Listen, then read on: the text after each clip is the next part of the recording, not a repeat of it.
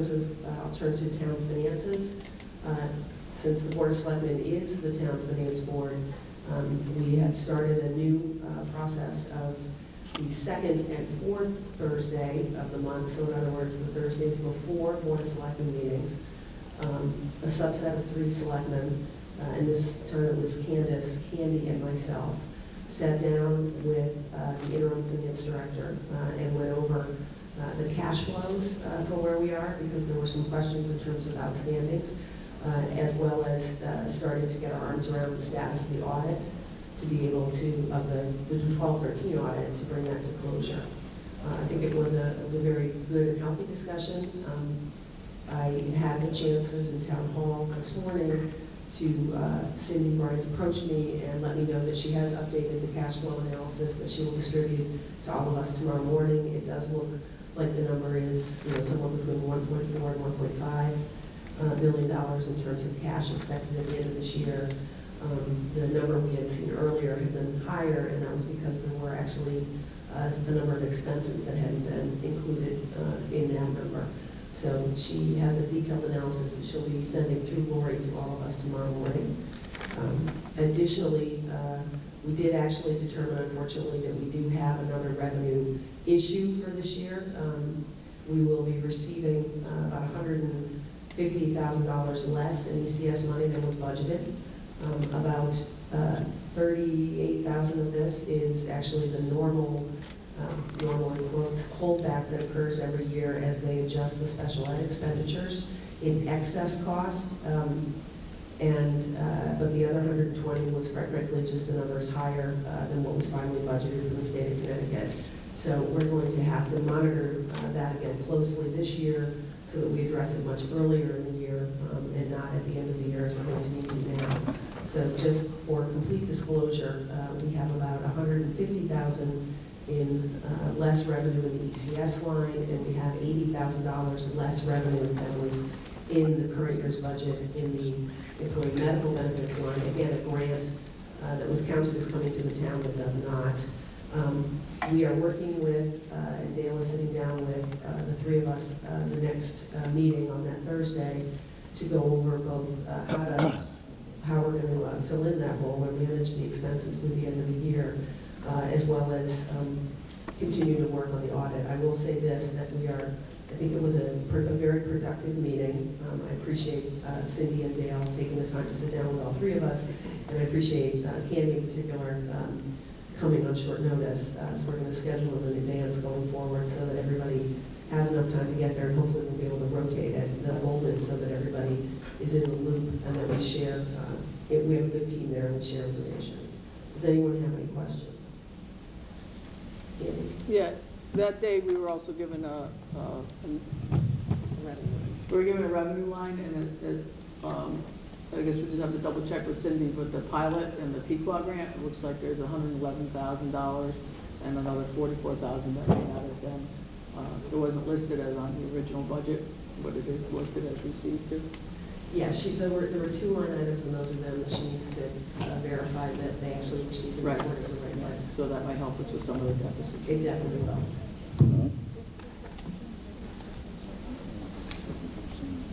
Any other questions? Item 9, new business, setting a date for the special election. Do I have a motion to set the date for the special election? Yep, we have. I'd like to make a motion to set the date for the special election is 13 September, which is a Saturday. Okay, do I have a second? Second. Candace seconds. Any discussion or questions? Dan? Yeah.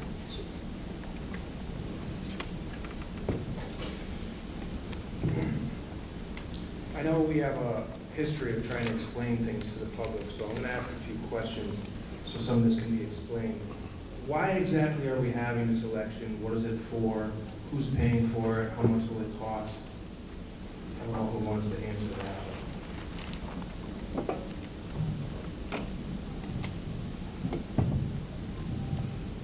It's allowed in the law that when there are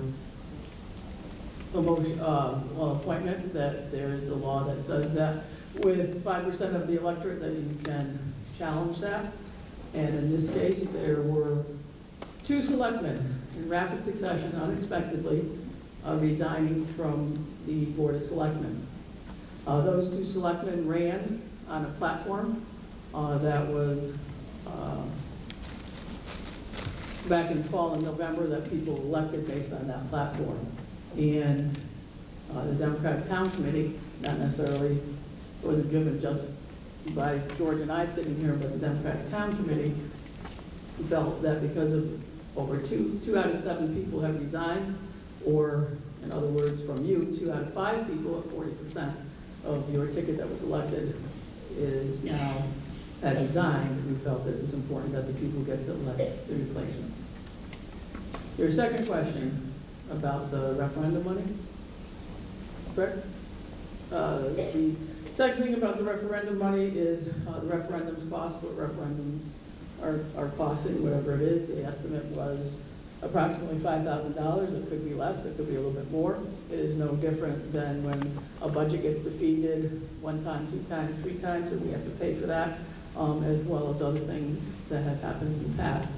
So the law does allow it, and the people that signed the petition, which was over 400 something people, which was above the 5% threshold, and so it's the date we're proposing is September 13th.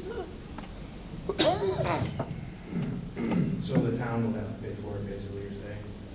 It would come out of the budget of the town? Just like other things that are paid for, that other people have proposed in the past, or other groups have proposed in the past, or other times when the citizens would like to do something, there is money, and that's why we put a budget in there with a referendum cost line item. Were these 2 people illegally appointed, or did we do something wrong? Actually, I don't think we're going to continue to debate this. We have a motion on the floor. I'd like to call the motion. Okay, we've got a motion to have the special election on Saturday, September 13th. Pass the mic down. And we have a second. Do you have any more questions or comments? Pass the mic down. Candy's called the motion. Sorry? I said I guess I can't ask any questions. Can you pass the mic? Mike? Okay. All those in favor of Saturday, September 13th for a special election? And communications? Yeah, I put that on with George. We would like to request, we know that a couple of you came on new on the board a few weeks ago, but you are experienced within the town government. But we would like to request a communication that goes to the mayor's office specifically, and that comes to the Democrats as well. There have been certain things that you discussed tonight that we were not aware of, the appointment of the Public Works Director, as well as some of the information on the bridge inspections. I'm not sure that why that had not been shared with us. Also, there's, in past history, people that have gotten emails from the state or from LHCEO or other things that have come to the mayor's office specifically that it is shared out to the rest of the Board of Selectmen. And so we're just wondering if that could happen. And to your point earlier about the 2nd and 4th Thursdays, I was not aware that we were going to 2nd and 4th Thursdays, but I do appreciate the call on Wednesday night for Thursday's meeting, and I'm glad that we were able to work out the 2nd date on that. But if we could have a little bit more communication, whether it's an email, phone calls, in terms of some of this information that is pertinent to the entire board, and I'm not sure if other people would like that too, but I know that we would appreciate that kind of communication. Okay, well, Candy, let me give you some comfort on a couple of things. Firstly, there were no emails regarding any of the things I mentioned about Public Works today, whether it's Joe Lemlin or the progress of the Hallberg Bridge. I actually spoke with Neil shortly before the meeting to gather the information to be able to report it this evening, and I had not reported it to anyone. That was the point of talking about it this evening. There have been no emails or communications that have come to me that have not been shared with everyone. I get the same emails that everybody gets. I do think it's important for us to have regular finance meetings, and I appreciate you coming to the meeting. We did confirm it on Wednesday, so I'm glad that you were able to make it for Thursday. And we will, as we discuss that day, attempt or try to have those meetings as much as we can consistently at a time when most of the, again, we have to keep it below the 4, so it's not an official meeting, but 3 people, so that we have enough communication so that we can all be in the loop and know what's going on. But again, just to give you some comfort, there have been no emails or communications that you have not received. Excuse me. Yes, George? I think part of it started with the letter that came from Sheila with regards to the special the petition that it was qualified on the 16th of April. We didn't. It was actually put on the agenda and was removed for the first selectmen's meeting after that. And that's the type of thing we just want to make sure that there's communication gets passed to everybody, and it would have given us a little more time to go ahead and structure a special election date. Also on the interim highway, Dale Martin informed us Thursday night, so we should remind him to send an email to everybody. Yeah.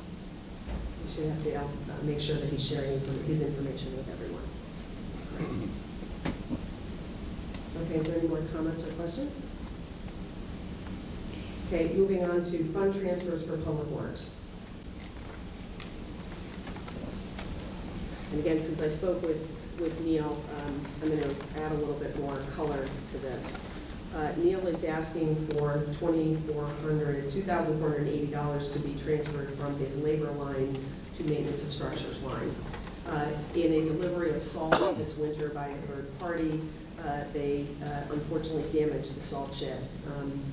And during the process of evaluating that damage to the salt shed, it was determined that the actual repair itself would be just around $5,000, but that for another $2,480, we could actually, or they could actually strengthen the struts and the rest of the roofing and get some more life out of that salt shed. So with that in mind, that was why he asked for the fund transfer, because the repair itself is covered by the monies from the third party that had the accident in the shed. But the extra $2,480 is to actually do some more strengthening so the salt shed is in better condition. Does anyone have any other questions? Could I have a motion to do the line of transfer? The Board of Selectmen approved the fund transfer from the Building Town Hall Department to the Highway Department in the amount of $2,480. I'll make that motion. Marty makes a motion. May I have a second? Second. 1 second. All in favor? Unanimous. Thank you. Mayor has indicated that she has a brief budget presentation for all of us. So next I'll upon her to make that presentation. Thank you, Judy, and thank you for agreeing to moderate this evening's meeting. And thank everybody for coming to the annual town budget meeting for the town of Winchester. The budget that we are proposing covers all existing expenses with the original revenue base from the current tax year. It's important to understand that in past years, different items have not been covered in the budget, whether it was debt service or, in the case of last year, just a whole collection of millions of dollars of bills that were not in the budget. And as a result, this has not worked, obviously. So for this budget, we are dedicated to making sure that all the operating expenses are actually covered. That includes town operations, school operations, debt service, which in the past has been left out, and any contingencies, and a commitment to get our financial health back in the fund balance. So we have made a commitment to cover that from the, what I'll call the operating budget, or the original tax base, consistent with what was raised last year, excluding the supplemental tax. To the extent we're asking for new revenue and additional tax revenue from the taxpayers, that is going to be dedicated to capital investment, primarily roads. And this road investment is to do everything from clear brush, fix drainage, and fill potholes. The focus is to get the roads passable, drivable, and safe.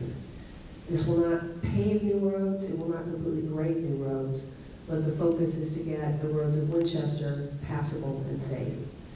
We also are asking you to make a commitment in the economic development arena to focus on grand list growth. There are many other capital needs the town has. There are many other things we'd like to invest in, but in order to make that happen, I think we all know that we need grand list growth.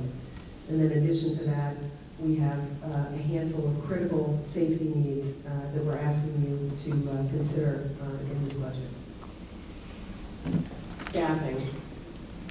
When we first started this process, there was a rather hysterical rumor that we were going to be cutting staffing and taking people from full-time to part-time and many other variations on this. I think it's important to understand that we are maintaining the existing staff profile.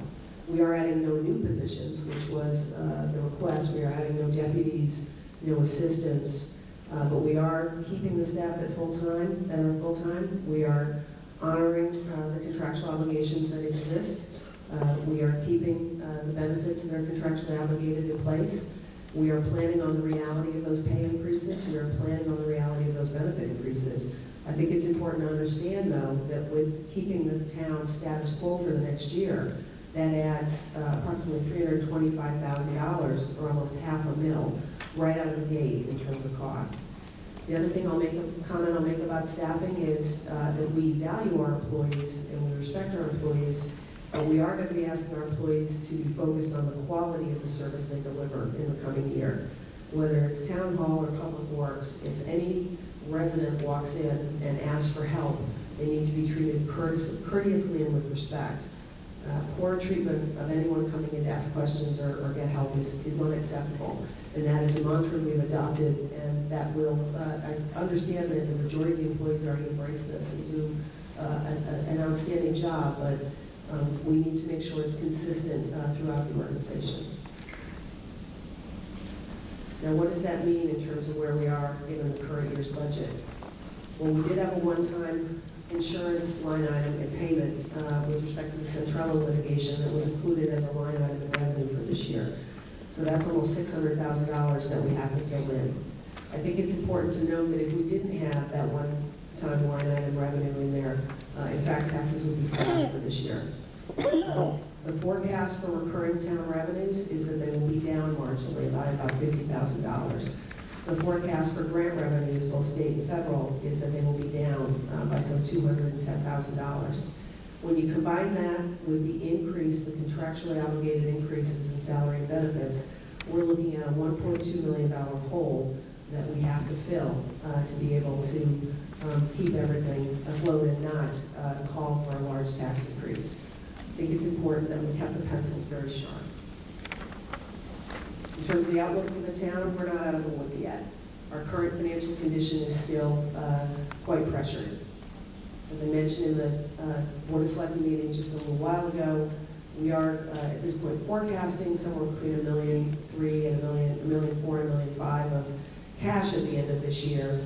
But that is far from a healthy cash reserve, particularly when you compare it to the fact that we have about $2 million in other liabilities still outstanding. Specifically, we are far behind on our pension contributions to the tune of almost $800,000, and we're far behind on the fiduciary funds where they're all holding IOUs because we borrowed their money to pay bills. I think as all of you know, we currently don't have a Moody's rating. We don't have access to the debt markets. Yes, we did do a secured borrowing against a state grant this year. We may need to do that again this fall, depending on how everything continues. But that is not new money borrowing, and that is not money that allows us to invest in the town. It simply is a cash flow borrowing. We do have significant multi-year investment needs. Everybody wants to be able to build a new school. Everybody wants all the roads repaved. Everybody wants all the bridges rebuilt. But unless we have significant grand list growth, and unless we have financial health, and until we have that, we won't be able to do that. But what does this budget do with respect to that? It adds to the fund balance. We add a significant $450,000 contingency to be able to continue to grow effectively our savings account. And we also focus on reducing those liabilities that are outstanding, whether it's the obligations that we have to the fiduciary accounts, or we make a significant down payment on that pension shortfall. But what this means, again, remembering that it's $325,000 increase just in salary and benefits alone, means we will, over the next 12 months, need to look at how we operate town, we will need to look for the best way to do things, the most effective way, the most cost-effective way. We are committed to doing that. We're committed as a team to working with everyone on the Board of Selectmen and with everyone in town hall and in town government to make that happen. In terms of the capital investment, again, the focus is roads. This is getting the roads repaired and passable. It is not repaving the roads, let me be clear. This is allowing us the money to fix the numerous potholes on all the roads around town, allowing us the money to, where we can, repave Bridge Street and Hollywood Bridge. It allows us to fix the drainage so that the potholes will not reappear. That combined with $150,000 of engineering and road supplies in the operating budget for the highway department means we actually have a $750,000 or $750,000 commitment to road repair. Again, we understand there are needs throughout town for this, and this is a first cut at trying to get, again, the roads safe and passable. With respect to the other capital investments, we're adding a new police cruiser. We're asking you to consider doing that. They patrol in a 3-cycle area. This will give them a lot longer longevity to the cruisers that they have. The senior center paving lot is something that has been in the budget for the last several years. It has not actually been paved. It has now become more and more dangerous. It is actually not only something that needs to happen in terms of being able to park vehicles effectively, but it's something that needs to happen from a safety and a liability perspective. And then lastly, Chief Shopee made the judgment that they needed a new HERS tool, a replacement for one that does not function. We agree, and so we're including that in the budget. What do we mean when we say financial health? Well, for starters, we do need to grow our savings account, or what is otherwise known as our fund balance. We've put $450,000 into a contingency fund with the goal of continuing to grow our fund balance. We have a policy in place of trying to get to 10% by 2018 of our operating budget, which would imply that we need to be at close to $3 million. Again, we're going to have about $1 million in cash at the end of this year. Our goal is to get that number close to $2 million by the end of next year. This will help us there. The other very important part of this puzzle is the $50,000 economic development program. Now, I'm not going to sit here and tell you that we have this all completely outlined and that it's all good to go, but we have been spending quite a bit of time in the last 2 weeks, and we appreciate the meetings we've had with board and commission members as well as town hall staff with the town manager. But it's critical and it's obvious. If we want to build a new school, if we want to be able to repave our roads, if we want to be able to have new parks and have new facilities, we absolutely need economic growth and we need grant-less growth. And to make that happen, we need to work together. We have to have a coordinated program. We have to have a team approach. And I am confident, based on the conversations we've had thus far, that it will happen. I am very confident of that. Highways. This is the largest increase. Again, here's the focus is roads. It's the largest discretionary increase at almost $135,000. And we followed the manager's recommendation in terms of vehicle repair estimates and other material estimates, again, because we want to get the roads fixed, we want to get them passable. We're not buying new equipment. We are repairing the equipment we have. We're renting equipment where we need to, like we did with the roller for the Hollywood Bridge repair. And we are very focused on getting the highways and our byways fixed. The police. We are keeping the staff levels the same. It's the chief plus 18 officers in terms of slots. He currently has 3 openings. He is working to fill those openings. We took his recommendations and supported him on all of the training, equipment, and personnel support requests that he made. Again, there is substantial contractual pay and benefit increases factored into the cake. But again, we worked with the chief, and I appreciated him sitting down with us and talking about what was important for him in terms of what he needed from both a management and a morale issue to have it all work well together.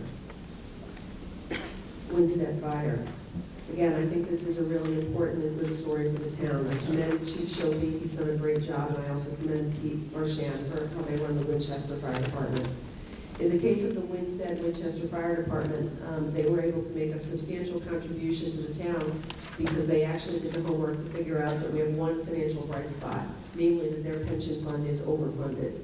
So the town will not need to make an investment this year in that contribution this year, and perhaps for some years to come. This is significant at a $40,000 savings to the town. And I really appreciate the chiefs working on this.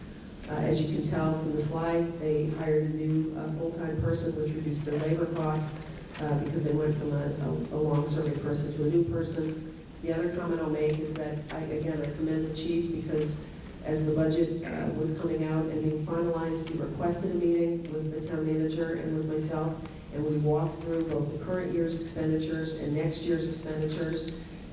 And he has worked tirelessly, as has Chief Marchand, to come in at or below budget. Given the condition of the roads, there are some issues with the equipment that has to be inspected and maintained every year. And we have committed to him and to both of them to the extent that those inspections come back or repairs come back such that they're not able to stay within their budget to the tune of, we think, not too much more than another $5,000 or $10,000, that we will work with them. They are going to work with us, and we are going to work with them. I think it's important to understand that people are willing to sit down, talk about what the real needs are in the community, and work together. They understand the town is strapped for cash, and we're trying to make sure we have appropriate safety in place at a cost that we can afford. Now, what does that mean for overall department operations? These are the major departments of the town, and what you'll see is that there are adjustments, both contractual adjustments and discretionary adjustments. The contractual adjustments are largely up, the discretionary adjustments are largely down. The most important thing about this slide is to understand, again, that we're trying to make sure we sharpen the pencil and make sure that the operating expenses of the town are actually covered by the tax dollars that were regularly collected this year, that we didn't go outside and have to reach into that supplemental tax layer on an operating basis. We're trying to make sure the run rate of the town, the cost run rate of the town does not continue to increase dramatically. We have heard year after year from people, everything gets more expensive, we need to make everything higher, the taxes have to go up. And I think what we've tried to demonstrate with this budget is that we can make choices, particularly given how tight the town's finances are. We can make choices and we still can come up with a budget that is supported by the important departments in town, gives them the things they need to be successful, but also is an appropriate level of taxation for the citizens. In terms of the school district, their budget is unchanged. At $19,958,149, this is exactly what they requested. It complies with the MBR. I want to thank both the public school and Gilbert School for managing their expenses within their net revenues. I think it's wonderful that we're here every year at the Gilbert School. I particularly want to commend them. The International Students Program does two very important things for our community. It brings new students in for our Winchester-based students to meet and learn from other international students, but it also provides an important funding source that allows us to continue to have new and dynamic programs. So I want to thank the Gilbert School both for hosting us this evening and for their diligence in growing, I think, a very attractive and important program for the town. Again, we have some significant legacy liabilities. We hadn't been contributing to the pension fund for anywhere from 3 to 5 years, and in order to make ends meet and or contribute money to his own account, money was deducted from the fiduciary funds, everything from Soldiers Monument to the dog account. These are they're often called the due-tos and due-froms. This budget makes substantial progress on these legacy liabilities. First, with respect to the pension, we are asking the taxpayers to basically double the contribution of what would have been the last several years of around 150 and put 300,000 in. This will be matched by the successful litigation of Mr. Centrella by the Attorney General. We will be basically recouping about $300,000 of pension payments that he would otherwise be entitled to, even as a convicted felon who'd stolen money from the town. He was technically entitled to his pension. But again, the AG and Kevin Nelligan successfully pursued that litigation, and effectively that money will stay in the pension fund and go a long way towards catching us up, along with the $300,000 we're asking from this budget. The water and sewer commitments to the town are are budgeted to generate roughly $200,000 from each of those entities over the next several years. Those are not items that run through the budget, but they are cash to the town. And just to take a minute and explain, water and sewer basically has an IOU on the town's general fund balance sheet, and as they pay off that IOU, the cash number goes up for the town. On the other side of the ledger, the town has IOUs owing to the due-tos and due-froms.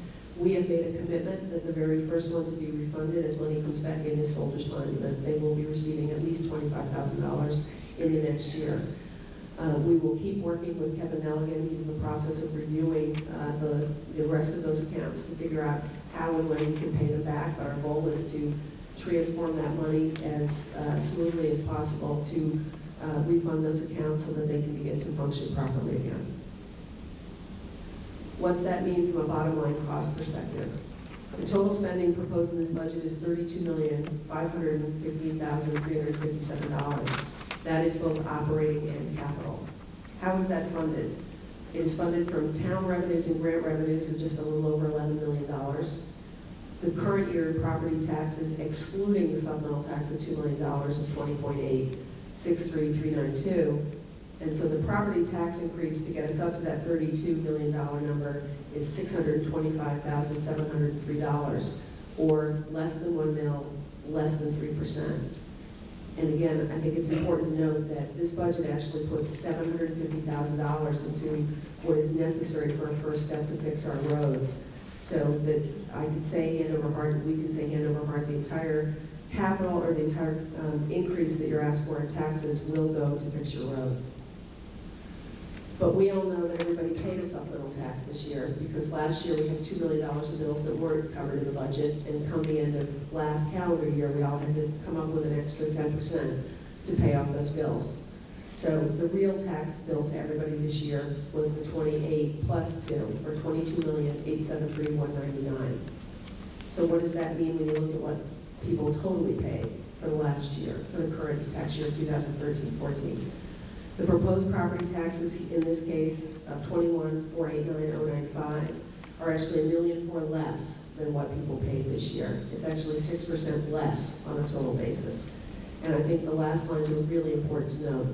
There are no unpaid bills in this budget. There are not any boxes of bills to the tune of millions of dollars that we're pretending don't exist.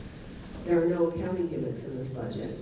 There are no one-time revenues. There are no games played. In fact, in combing through the state revenues to make sure we were as conservative as possible, we actually identified some shortcomings in the current budget that we're going to have to address in the coming weeks. But I think it's really important to understand we have no unpaid bills, there are no accounting gimmicks, but what we are asking you to invest in is roads and grant list growth. This is just to give you a sense of the collection rates for the last recent history. We are going to focus, we're going to recommend using a collection rate of 97.45. That is at the conservative end. You can note the lowest one is actually 97.49 in the last several years. And then just for the sake of completeness, I wanted to walk through the actual mill rate calculation. You take the budgeted property taxes, you divide it by the collection rate to get your gross property taxes, and then we divide that by the grand list of last October 2013. What does that mean? How does that translate? You take the 21,489,095, you divide it by 97.45, and then you divide that number by the 690,944,733 that was the October 2013 grand list, and you get a mill rate of 31.91. That compares to a mill rate before the supplemental tax of 31.2. So it's a 0.71 mil or less than 1 mil increase. And it's an all-in comparison. Now remember, because you did pay that supplemental tax, it's 31.91 versus 34.2. So I think it's really important to stress that what we're asking you to do, what we tried to do through this budget process, is be transparent and, more importantly, be clear with people where the money's going and how it's being spent, and make a real commitment to the things that people say we need them to do. We need to fix the roads so that they're safe. We need to regain our financial health. and we need to work together as a community to grow the grand list. And those are the objectives, and I thank everybody for their attention this evening.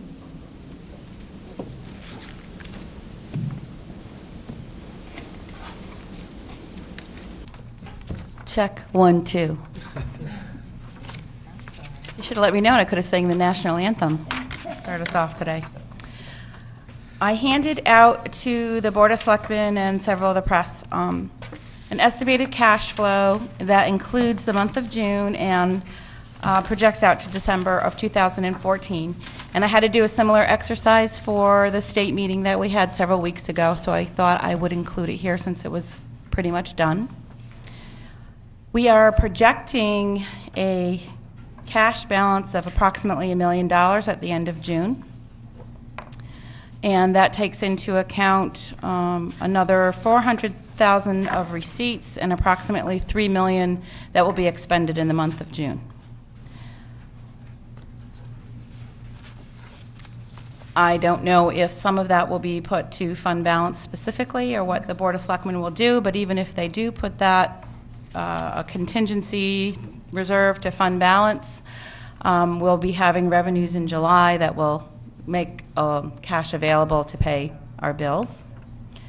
And at the end of December, we are expecting a cash balance of $3.8 million.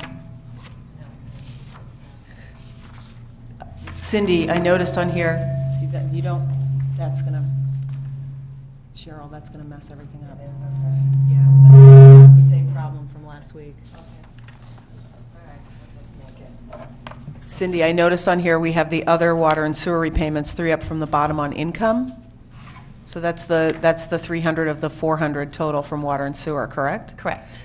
And that money is actually a repayment of a liability, so that would not go into fund balance. Right. Well, it's not revenue. Correct. But it will reduce a receivable. Correct. And it will increase our cash. Yes.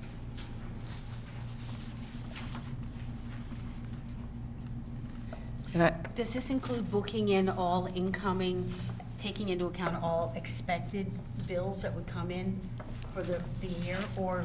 Yes, this is basically based on what we budgeted to expend for the year, less what we have expended, with some modifications.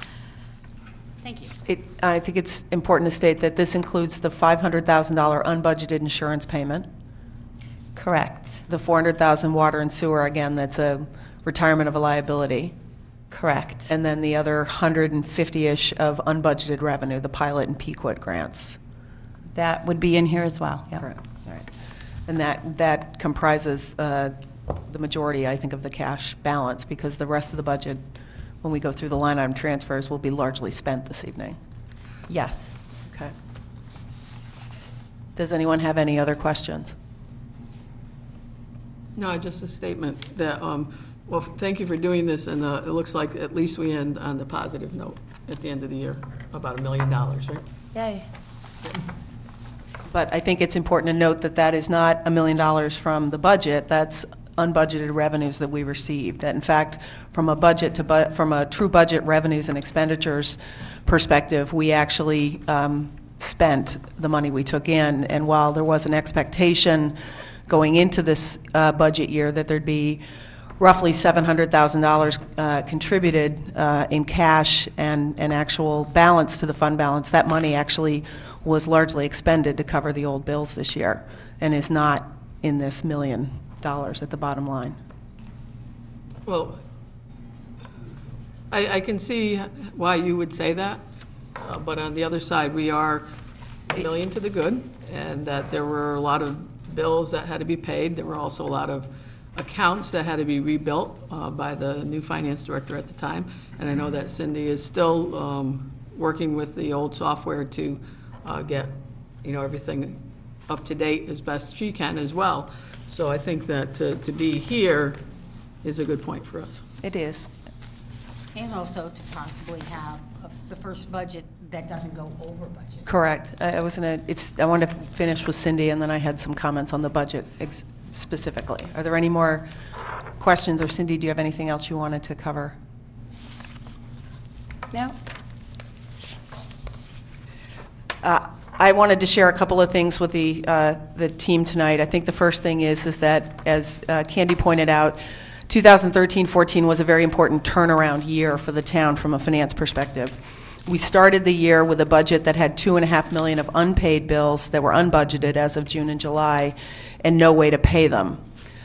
These known but unbudgeted bills created a financial crisis that led to us almost closing our schools in October of 2013.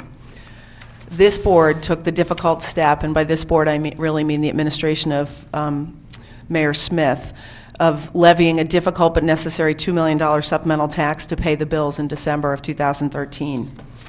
The current board froze spending for an additional amount of $230,000 when it became clear in early May that there were budgeted revenues we were not going to receive. There are a number of other firsts for this year that I think are important to note from a financial controls and reporting perspective.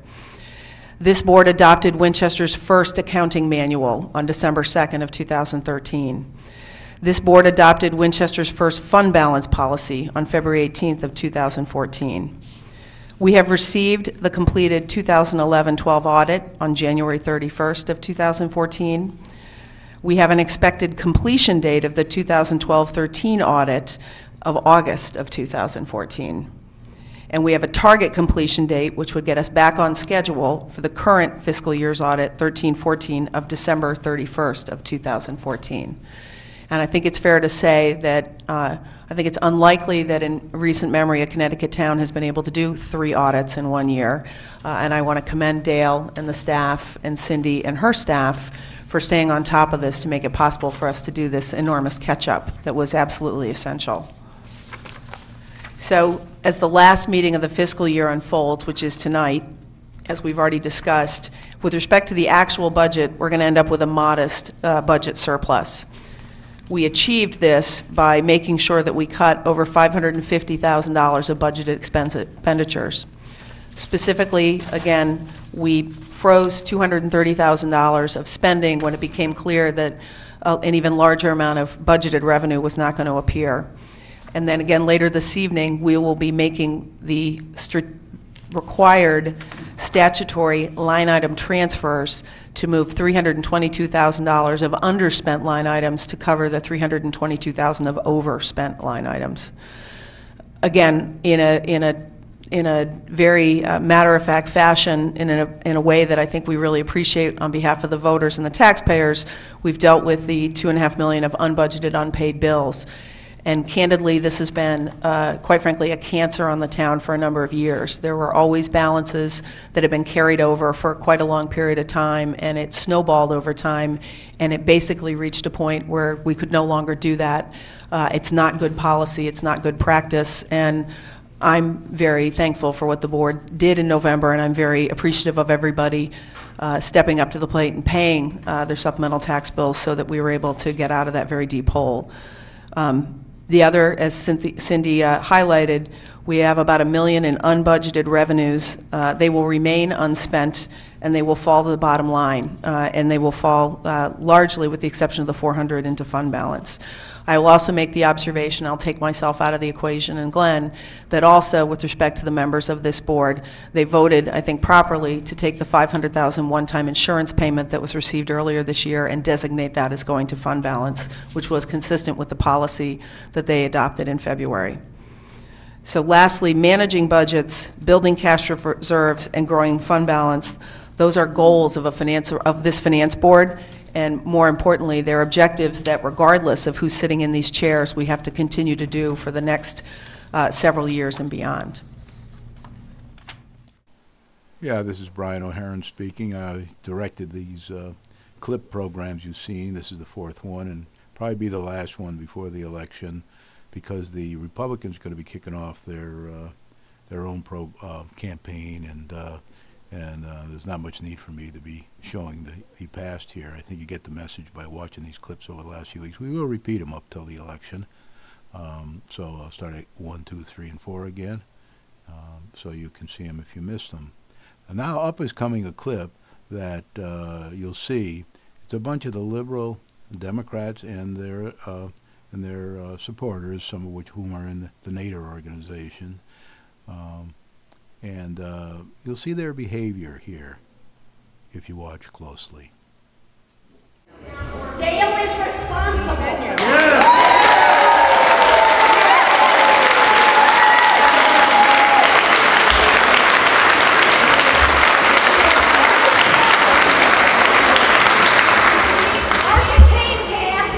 You're out of order! You're out of order!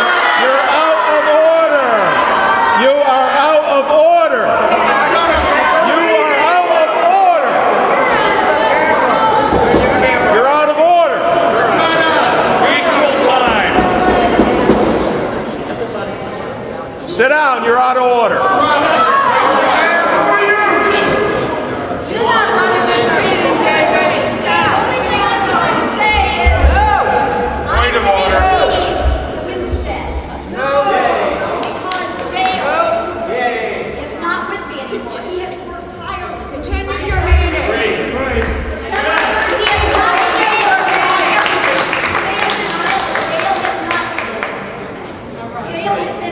You're not on the agenda. You're not on the agenda. You don't even live here. You don't even live here. You live in Sharon. You don't live in this community.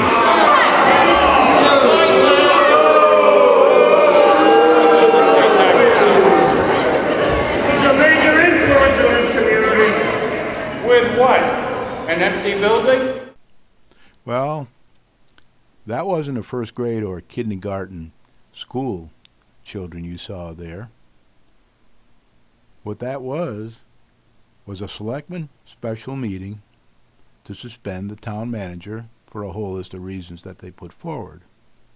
Now, the meeting itself, the audience was packed by very liberal Democrats, and I'm sure some liberal Republicans and liberal unaffiliated people that are in favor of keeping this town manager despite all the problems he caused us over the years, and especially with Lambert Kay, and the fact that he didn't keep the selectmen and finance board informed of everything along the way for 9 months, and it turned out to be a real turkey when he was away in Italy on vacation, and after that, and the whole thing came to a head. There was a whole list of transgressions that caused the new strong finance board, strongest one we probably ever had in our life here, with Marcia Sterling as the mayor, to lose confidence in him and ask for this meeting to suspend him, and then hopefully, if they get elected again, which I hope they do, to fire him and get in a very professional town manager, one that can help this very professional finance board get this town turned around financially again. The Democrats are supporting this town manager because they like the way he's done things over the years, which are all his years and the ones preceding that with Democratic control were all pretty bad financial years for us and got us in this pickle we're in today.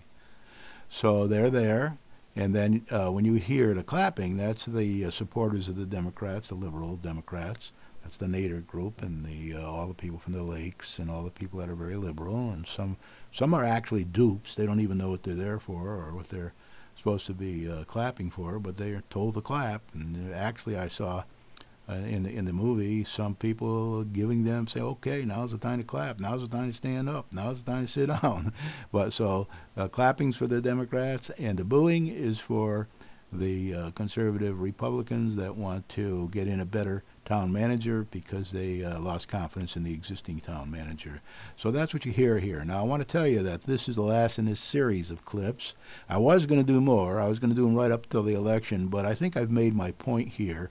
So over the next 3 or 4, maybe 5 weeks, whatever it is, to the election, we'll be starting to repeat these clips. So when you see this one, there'll be a few more weeks to go before the election, and we'll repeat the first couple clips. So that you can see Marcia during the budgeting process when she started to apply some discipline to the budgeting. So I would like to ask all of you that are watching now to do like my first grade teacher, Miss Knox, and ask these people to behave when they attend the meetings. No matter who's in charge, they should behave, and they shouldn't be out of order. They shouldn't be jumping up and down and speaking out of order and acting out of order and waving signs in the air and all that kind of thing. They should know better. Some of them are actually school teachers, believe it or not, and then you wonder why we have bullying in the schools. But a lot of businessmen in there too that should know better, and I'm sure some of them are going to lose some business over all this, because people have already told me they watched these clips and they wouldn't go into those stores again. Now, I personally wouldn't take that attitude, but a lot of people do. When you're in business, it's very difficult to say, like the merchants downtown, that they're in favor of the town manager when they really don't have all the facts and they don't understand the whole thing. So to be revved up and riled up and rallied by Nader supporters and the liberal Democrat supporters without really knowing all the facts, I don't think is the right way to go. I'll tell you a quick story about when I went to college out in Kansas University. I was rushed by a fraternity, and the fraternity wanted me to join because I had some skills that they thought they could use. And then I said, okay, I'll come and take a look at your place. And they said, well, we're having a dance on Friday night. Maybe you'd like to come. And I said, well, I can bring Mary with me. And they said, oh, no, you can't bring Mary. And I said, why can't I bring Mary? And they said, oh, because Mary used to go out with another man in the fraternity. So I said, okay, see ya, and I didn't join the fraternity. And ever since then, I have not joined any political party or any group because I want to think for myself. I want to be able to study both sides of the propositions, and then I want to judge for myself and decide and vote the way I want to vote. Not the way the Democratic Town Committee tells me to vote, or the fraternity tells me to vote, or even the Republican Party tells me to vote, which they don't really do. They sometimes suggest, but they don't make their members vote a certain way because the Republican Party wants them to. So what I'd like you to do is consider, after you look at all the facts on both sides — a lot of people here don't know the facts because I've talked to them since and they don't have a clue. They were just being herded, so to speak, by the sheepdogs. And study the facts and then vote. Now, I'm hoping you vote for the strong mayor we have, that we probably have to pay $350,000 to $500,000 a year if she required pay, which she doesn't. She donates her time as mayor. She has a degree from Wellesley. She has a degree from the Chicago School of Business, one of the best in the country. She's worked in managing money for 20 years, done quite well. Lives on a farm out in Winchester. Glenn Albanesius was born in Winsted. He's a local person. He went to trade school and then he went on to college. And he's very articulate. He knows a lot about finance. He's a businessman and a salesman. And he knows he has to take care of customers. So with that, I'm going to say on the 13th of September, show up from 6 in the morning to 8 at night, sometime during the day, or do an absentee ballot beforehand if you're eligible, and vote for whoever you think is best. I personally am going to be voting for Marcia and Glenn. I hope you do the same, and you'll help us to get a very strong town manager once this manager is relieved of his duties, and you'll help us to bring this new strong financial director we just hired up to speed, and that help us to get a professional treasurer and extend the hours of the treasurer if possible, and help us do all the things that Marcia thinks we need to do to get this town financially stable and growing again. Good night. Vote, please.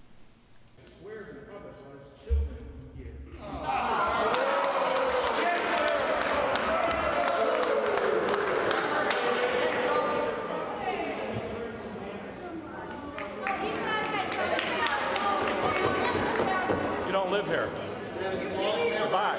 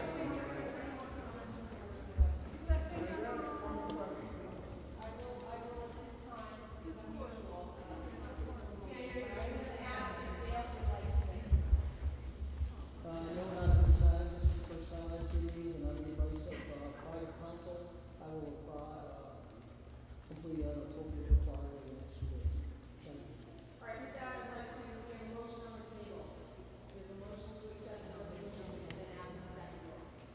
All those in favor of the motion, please raise your hand. I would like to call for individual voice votes, please, because we do not have a sound system or visual system here on the Okay. Glenn Albanese?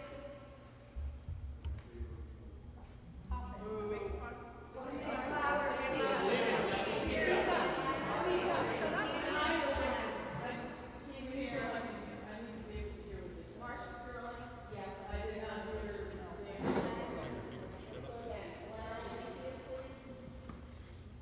I'm in favor of the resolution.